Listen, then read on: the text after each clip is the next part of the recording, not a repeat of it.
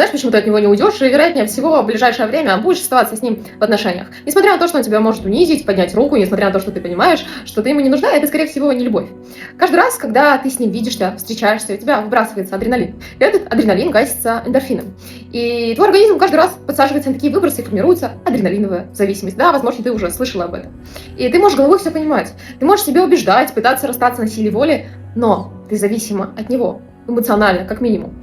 И каждый раз, когда особенно он будет погружать тебя в неизвестность, неопределенность, когда у тебя будет включаться чувство страха, тебя будет тянуть магнитом к этому человеку. Особенно, если он очень любит поманипулировать, или пропасть, или делать тебя там ближе, дальше, горячо-холодно, неважно, различные манипуляции. Ты будешь с ним, и он для тебя опора. И без него ты не представляешь, как жить.